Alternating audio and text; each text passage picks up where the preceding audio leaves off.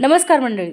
आपण खूपदा भाज्या करतो, पण कधी-कधी त्या भाज्या जास्त होतात. त्यामुळे ते फ्रीजमध्ये 2 ते 3 दिवस अशाच पडून राहतात.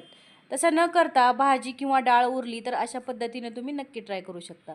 त्यासाठी इथं 3 वाट्या ज्वारीचं पीठ घेतलेलं आहे, 1 वाटी गव्हाचं पीठ आणि अर्धी वाटी बेसन पीठ घेतलेलं आहे.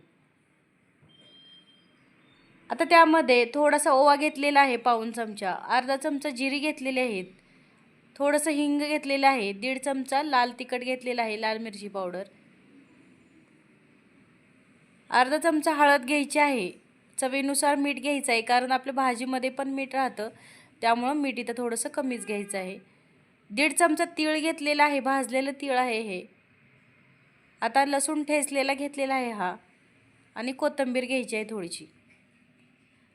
आता हे सर्व मिश्रण चांगलं हाताने मळून घ्यायचं आहे आधी. पूर्ण मिश्रण एकजीव करून घ्यायचं आहे. आता त्यामध्ये जी भाजी उरलेली आहे, इथं डाळ तडका माझा उरलेला होता, तो मी यामध्ये टाकून असं छानसं मळून घ्यायचं आहे गोळ्याचा. आपण यामध्ये पाण्याचा अजिबात वापर करणार नाहोत. जेवढी भाजी राहिलेली आहे त्या भाजीमध्येच हे पीठ मळून घ्यायचं आहे. हे पहा असं एकदम सैलसर असं पीठ मळायचं आहे, अजिबात घट्ट मळायचं नाही आहे हे पीठ.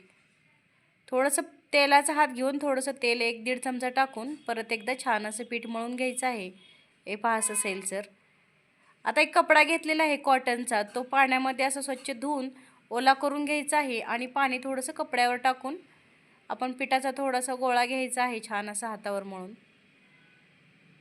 किंचित तेलाचा हात घेतलेला आहे आणि तो गोळा असं छान हातावर मळून घेऊन त्याच्यावरती बारीक चिरलेला असा कांदा लावून घ्यायचा आणि थालीपीठ आपलं पसरवून घ्यायचं आहे. आता पटकन पसरते, अजिबात वेळ लागत नाही.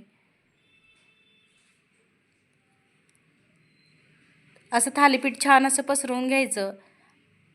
4 ते 5 त्यामध्ये असे होल करून घ्यायचे आहेत. त्यामुळे आपल्याला थालीपीठ भाजताना तेल सोडताना मदत होते. आता तव्यावरती थालीपीठ टाकून त्यावरती थोडंसं पाण्याचा हात आणि थोडंसं तेल टाकून घ्यायचं आहे. यानं आपलं थालीपीठ खमंग असं भाजलेलं जातं खरपूस एकदम. एक बाजूनी भाजल्यानंतर दुसरी बाजू तशीच शेकून घ्यायची आहे 2-2 मिनटं. दुसरी बाजूला देखील तेल टाकून छान असं शेकून घ्यायचं आहे. पाहू शकता एकदम खरपूस असा हा थालीपीठ तयार आहे भाजून. दुसरा देखील असंच भाजून घ्यायचं आहे. हे पहा असं. आता थालीपीठ माझे छान असे बनवून झालेले आहेत पाहू शकता. तुम्ही पण ही रेसिपी नक्की ट्राय करा, खूपच छान होते. आणि माझी रेसिपी जर आवडली असेल तर लाईक, शेअर आणि सबस्क्राईब करा.